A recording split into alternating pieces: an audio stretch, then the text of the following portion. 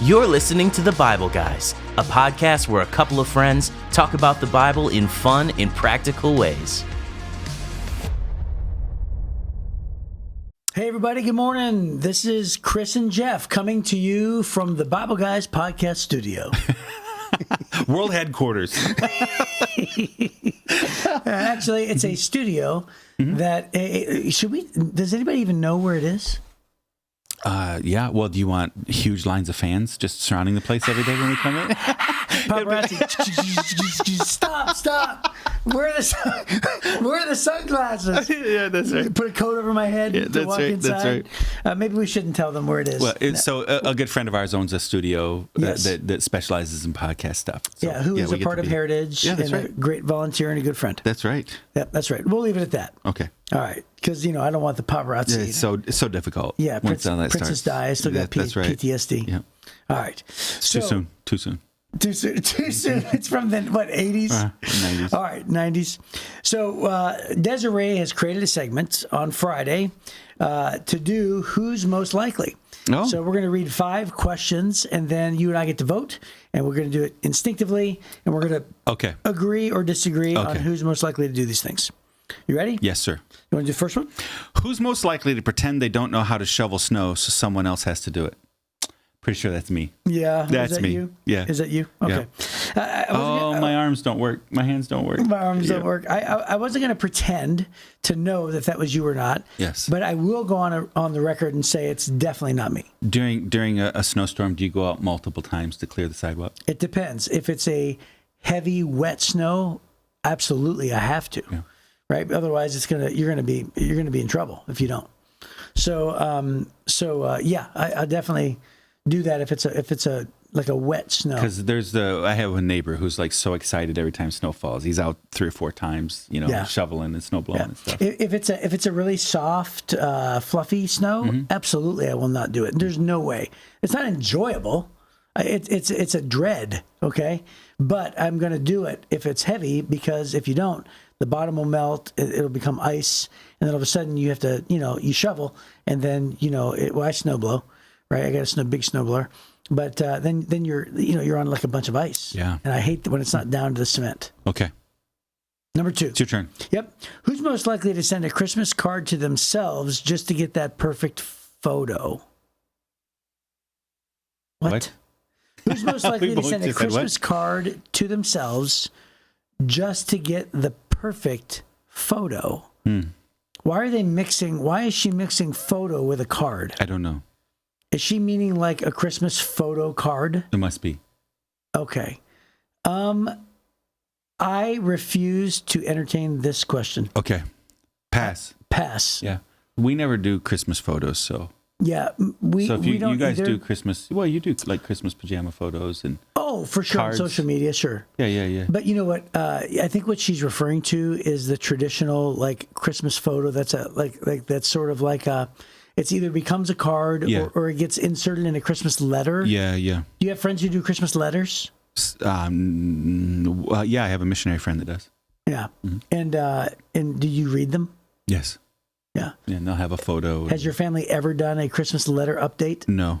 My wife did it for years, for like 10 years. Wow. Like, here's what's been going on for the Zarbahs in 2024. And then Tori laughed at Chris's dad joke. Right. Okay. Yeah, it's just like an update kind of thing. But I was glad the day that she stopped that. That's good. Okay, so we're going to move on from that one. Yep. Who's most likely to pretend they're a snowplow and drive around making snowdrifts for fun? I think that's both of us. Probably, yeah. But I'm going to say me. Okay. I think probably you too. Okay. Pretend they're a snowplow and drive around making snow drifts for fun. Yeah. Okay. Yeah, I'm going to say me. Okay. All right, number 4. Who's most likely to get tangled in Christmas lights while trying to decorate the house? I've actually done it. Yeah. And almost fell off the roof. Is that true? Yeah, I did. I got my feet tangled up in the...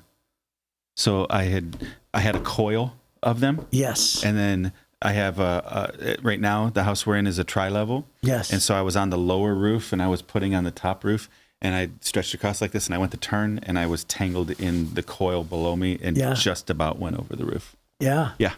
Did you know the last 3 years in a row I get a company to decorate my house? Yes, I know that. Did you? How do you know that? Yeah, because you brag about it every year. Do I really? Yeah. We all know who it is at work. Yeah. Well, I got to tell you something. And then you don't have to pay for it because you just have to brag about it. Oh, yeah, that's right. Yeah. That's right. Well, I wasn't going to say any of that. Here's what I was going to say is like 3 years ago, I was on the peak of my house, like the peak, right? And I almost slipped off. And I didn't really almost slip off. I slid like a foot. Oh, yeah. But in that foot, I thought I was going to die. Yeah.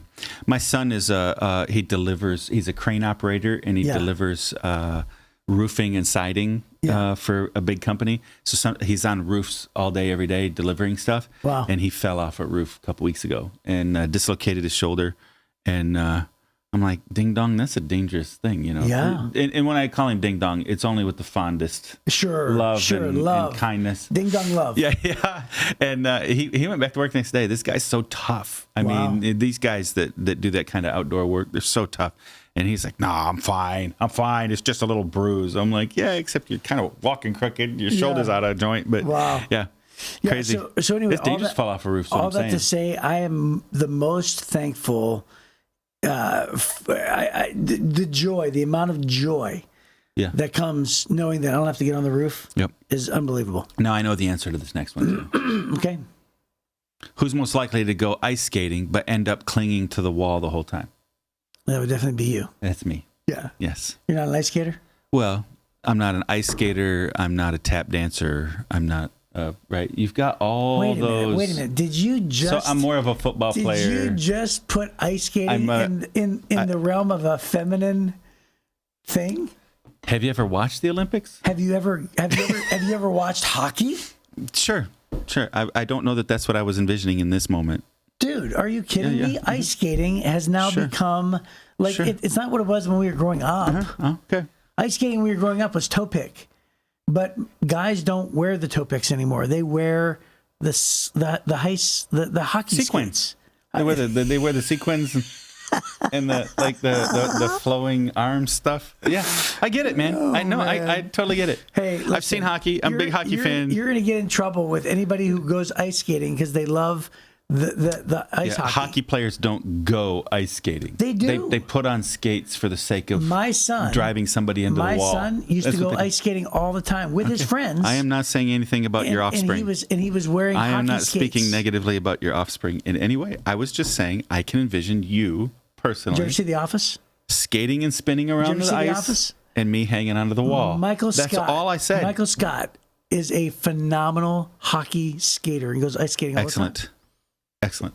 All right. Skating on the ice and ice skating are two different things. I'm just defending. Hockey players will defend that argument. I'm defending the sport of ice skating because you made it feminine. I did not. You did. I did not. You did. I just said tap dancing and ice skating are your thing. That's all I said. That's the only thing I said. And you're trying to make it something I didn't say. And tap dancing is not my thing. You already did that. I just said I was impressed with it. Who's most likely to try to go ice skating but end up clinging to the wall? Right. And I said that was me. Proverbs chapter 21. I was talking bad about me.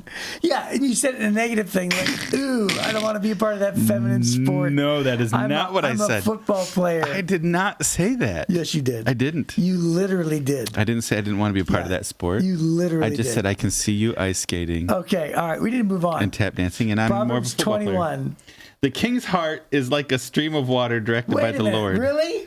He guides it wherever he pleases. You're going to go right into it? People may be right in their own eyes, but the Lord examines their heart, Chris. It literally says it right there. The Lord knows my heart. Hey, Jeff. I thought that your observation about hockey was a little harsh, and we're about to enter into Proverbs 21, and there are some pretty harsh truths that Solomon includes. Yeah, but I know my heart, and so does the Lord. Okay. So all right, go ahead. The king's heart is like a stream of water directed by the Lord. He guides it wherever he pleases. He does. The Lord, people may be right in their own eyes, but the Lord examines their heart. So the Lord knows. Yes. The Lord knows that you were telling lies. The Lord is more pleased when we do what is right and just than when we offer him sacrifices. Haughty eyes, a proud heart, and evil actions are all sin. Good planning and hard work lead to prosperity, but hasty shortcuts lead to poverty. Wealth created by a lying tongue is a vanishing mist and a deadly trap. The violence of the wicked sweeps them away because they refuse to do what is just. The guilty walk a crooked path. The innocent travel a straight road. It's better to live alone in the corner of an attic than with a quarrelsome wife in a lovely home. I have no idea what that means. That's so funny. Evil people desire evil. Their neighbors get no mercy from them. If you punish a mocker, the simple-minded become wise. If you instruct the wise, they'll be all the wiser. We already read a verse very similar to that, remember? We did. The righteous one knows what is going on in the homes of the wicked, and he will bring disaster on them. Those who shut their ears to the cries of the poor will be ignored in their own time of need. Wow. A secret gift calms anger. A bribe under the table pacifies fury. Justice is a joy to the godly, but it terrifies evildoers. The person who strays from common sense will end up in the company of the dead. Those who love pleasure become poor. Those who love wine and luxury will never be rich. The wicked are punished in place of the godly, and traitors in place of the honest. It's better to live alone in the desert than with a quarrelsome, complaining wife. Once again, I have no idea what that means. What does that even mean? I have no idea. The wise have wealth and luxury, but fools spend whatever they get. Whoever pursues righteousness and unfailing love will find life, righteousness, and honor. The wise conquer the city of the strong and level the fortress in which they trust. Watch your tongue and keep your mouth shut, and you will stay out of trouble.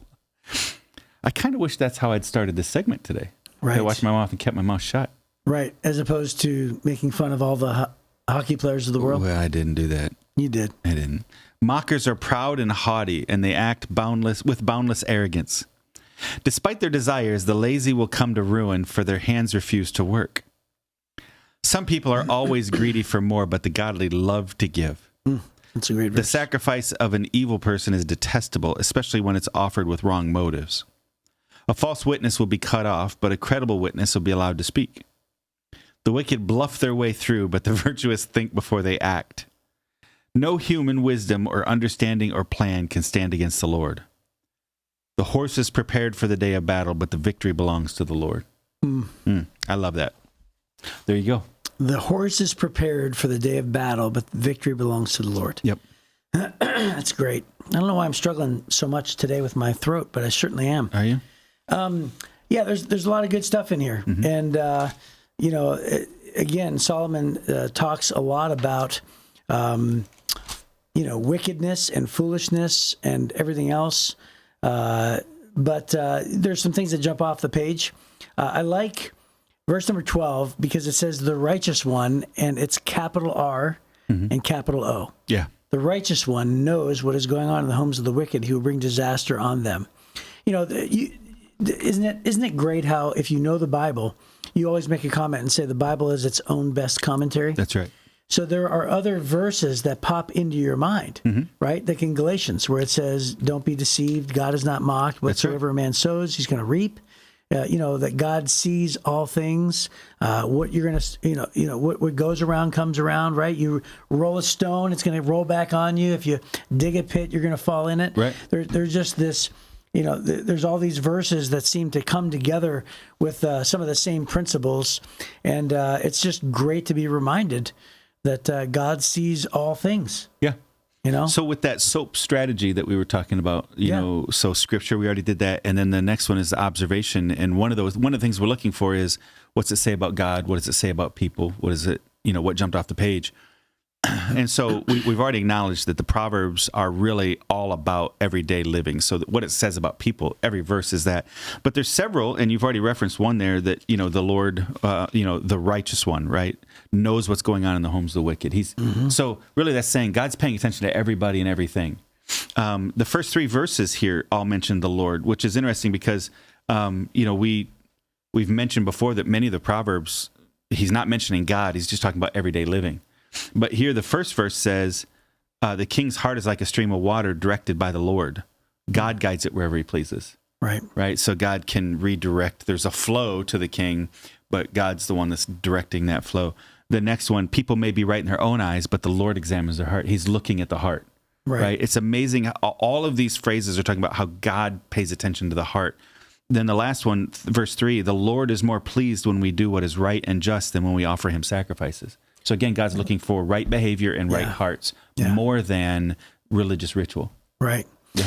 And, again, talking about cross-referencing, that reminds me, what verse does that remind you of? Is there any verse that sticks out where it says the Lord is more pleased when we do what is just and right than when we offer him sacrifices? Yeah, well, it reminds me when Samuel confronted Saul. Yeah. Right? And said, obedience is better than sacrifice. Yes, that's one of them. Mm-hmm. There's another one. And that is when David commits sin in front of Bathsheba, or no, not in front of Bathsheba, in front of the nation. You'd rather have a contrite heart. And he says, what does he say? He says, you'd rather have a broken and contrite heart than these things the blood you will of not despise, right? Yeah. Mm-hmm. So God doesn't want my sacrifices as much as God wants my heart. Yeah, that's right. Yeah, that's basically what it means. And so when you're asking these questions, what does this passage say about God? That's the first question you're asking in the observation side. There's tons of practical advice, but what you see here is these 3 verses and then the other one all reference the fact that God's paying attention to how we live, what we do, right? Obedience and heart. Those are the 2 things that we learn about God. Everything else is what we learn about humanity, Right. Bribes. He's not advising bribes. He's just saying that bribes oftentimes will get you out of trouble, right? Mm-hmm. Stuff like that. So that's not a moral statement saying do it or don't do it. It's just saying this is a truth. Right. As opposed to when you get into what does it say about God, that's a big, it's why we always ask that one first whenever you read a passage. What does it say about God? Deal with that, then move on. Yeah. Verse 4 has that word you think is harsh, haughty eyes. Haughty eyes. Yeah, remember I said it was harsh? Yep. There it is. Haughty eyes, a proud heart, and evil actions are all sin. So, you ever see just like a really prideful person? Yes. You don't even have to say anything or hear them say any words. Right. Just the way they look and act is so ugh. Mm-hmm. That's what the Bible's saying there. Yeah. Ugh. Mm-hmm. God doesn't even. So the prideful heart thing is that's a secret thing. Mm-hmm. But then the person who overtly is flamboyant about their pride and self-centeredness and their narcissism, so that's a different thing than the internal. That's the external. Right. And God says what's on the outside and the inside when it comes to prideful people is kind of gross. Mm. Yeah. Yeah. I love how he says, if you instruct the wise, they'll be all the wiser. But before that, he says, if you punish the mocker, the simple-minded become wise. Yeah. And so there's that has come up a couple times. Yeah. Well, I mean, you already sort of referenced it. Uh-huh. When you punish somebody publicly, then the rest of the people will then know. Right. And that's really what he's saying. Most of the time, you don't do that. Right. But it's when you're aware of the fact that the simple-minded are watching. Right. Right. Then that's when you would do that. Yep. Yeah, that's great. Those who love pleasure become poor. Those who love wine and luxury will never be rich. Oh, that's not the one I was thinking of. Yeah, I was going to comment on that one, though. It was the one that said, the foolish spend everything. Oh, it's two verses later. The wise have wealth and luxury, but fools spend whatever they get. Yeah. And it's interesting how you would think that one equals the other. If fools spend whatever they get, you would think, okay, well, a fool spends, meaning that they would then have luxury. Right. Right? But that's not what he's saying. He's talking about good, healthy planning. He's talking about, investments. He's talking about not lending to, being a borrower versus being a lender, right? That's right. All those things. It's expensive to be poor. Yes. When you have to borrow and borrow and borrow, you pay interest and you're making somebody else rich. Right. But when you finally, if you're wise and you begin to build wealth and you move slowly and you're not in a hurry and you don't have to drive off the parking lot with a brand new car and you don't have to have a bigger house and you don't have to fill it with the fanciest furniture, then you don't have to pay interest. Mm-hmm. You do it as you go along. And then next thing you know, a few years later, it's not a sudden, right? But a few years later, suddenly you start having wealth because you're not making somebody else rich. You're saving up your own money, and then you're just paying whatever the standard going price is, not interest on things.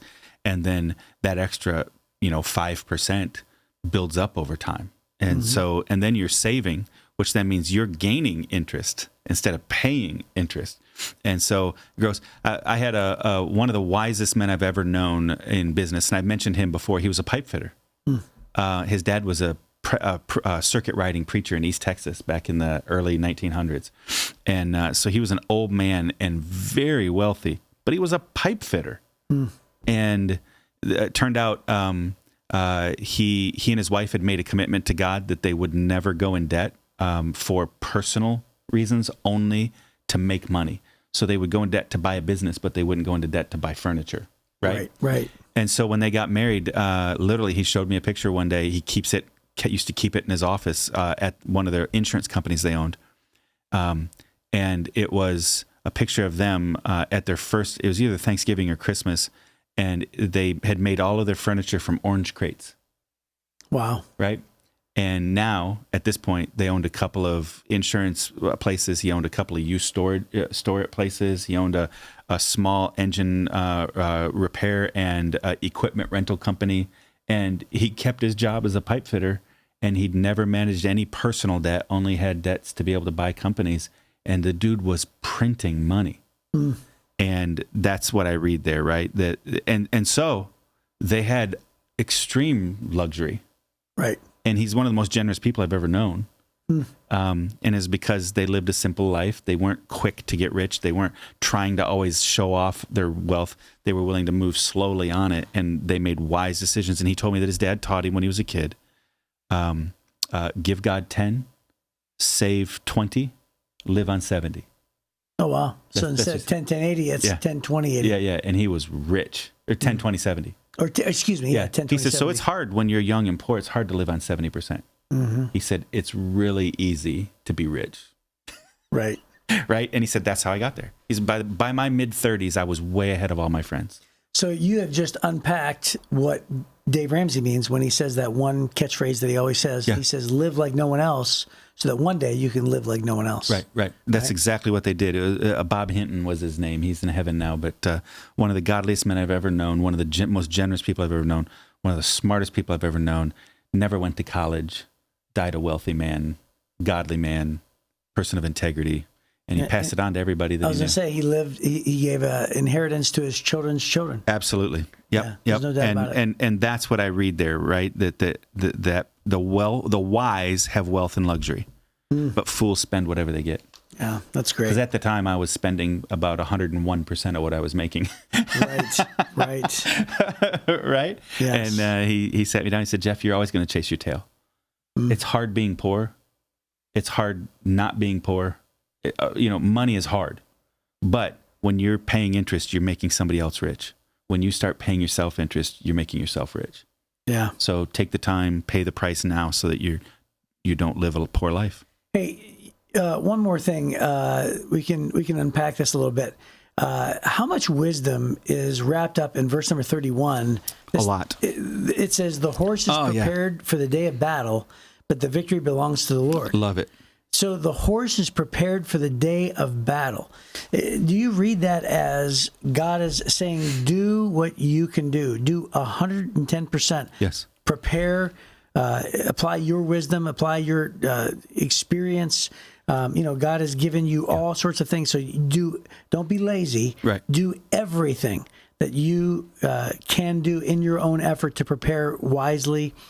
And then understand that if you're successful, if things happen that go your way, it is God that works. 100%. Right? 100%. So let's take it back to the money thing. You should work hard. He says this, hard work produces wealth, right? Yeah, he talks about against laziness. Yeah. So you should work hard. You should develop your skills. You should plow, like we talked about the other day, plow the field now and get ready. Develop the skills that you're going to need for the future. All those kinds of things. You should invest well. You should avoid debt. You should do all these things. But when you have that house and when you have that comfort and the luxury and all the things that you were building towards, God gave you all of those opportunities. Yeah. God, right? As opposed to, oh God, just please make me rich and make my life more comfortable. God's like, what have you been doing? Right. So instead, what I believe God does when we're praying those kind of prayers of help us get ahead, God opens up opportunities. Hey, I'm going to give you an opportunity for a side hustle. I'm going to give you an opportunity for another stream of income. I'm going to give you an opportunity maybe to manage your wealth in a way that you're able to eliminate debt and then be able to prepare for the future. And I'm going to give you opportunities to invest so that you have, when you're younger, so that you're ready when you're older. I gave you all these opportunities. And then when you finally have that success, you prepared the horse for battle, but then you sit back and look at the victory and go, man, if God hadn't opened up all these doors, if God hadn't shown me this path, I could have never won this battle, right? Yeah. And so you do what you can do, and God does what he can do. Right. Right. God does what only he can do at that point. Right. Yeah. And I just had lunch with a guy yesterday who was very successful, is very successful, has this business, and he's got a ton of money. And he says, this company, he named his company. He said, that is not me, that is God.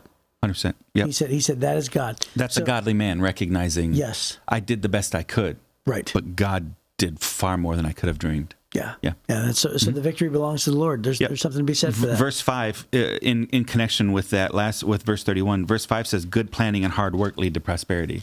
And then you can read on the horse is prepared for the day of battle. Right. But the victory belongs to the Lord. Yeah. That's what a godly man does. And he talks against laziness too, with plowing the fields, but also in verse 26, despite their evil desires, the lazy will come to ruin, for their hands refuse to work. Yeah.